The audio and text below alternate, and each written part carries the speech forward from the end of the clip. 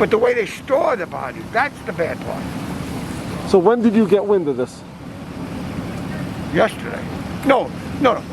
I saw everything yesterday. I saw it here for a while, but I didn't know what they were doing. I thought the U-Haul was for getting repairs, you know, I didn't know what the U-Hauls were. So tell me what you saw. 2 Sundays ago, I was tired. You know, 2 Sundays ago, I worked Monday through Friday. So I decided to take my bicycle on a ride. Around 7 p.m., I passed here. So as I was coming back, that's 2 Sundays ago, I saw a U-Haul truck uploaded bodies. There were 5 guys packing the bodies, stacked on top of each other, with white labels, with a tag. Each of those bodies had a tag name on it. And I had no mask. I just stood there and said, what? Then I know it's very serious.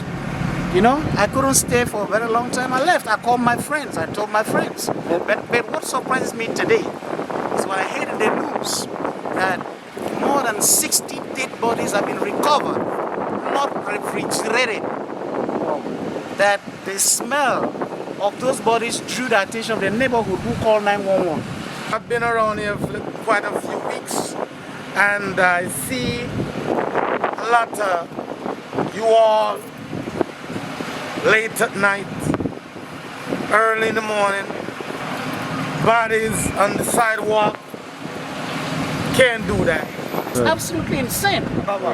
Dead bodies. Yeah. Yes, every day in New York City, 700 people dies. That was the only reason. Somebody smell something that smells something, and they reported it because he's been doing business like that from this corona disease coming along. He's been doing that. So the bottom line is that somebody maybe smelled something. Or the hell that truck supposed to keep those bodies preserved. You can't do Are that. there bodies in that long truck right now Yes, also? that body's in that freezer truck.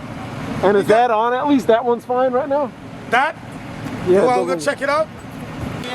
that was 7 p.m. 2 Sundays ago. Yeah. 7.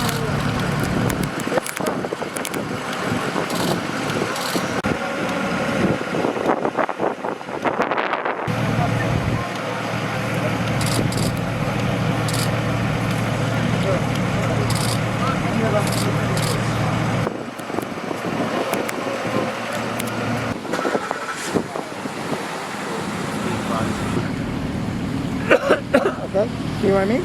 Yeah. Like, no, because I have to read my own.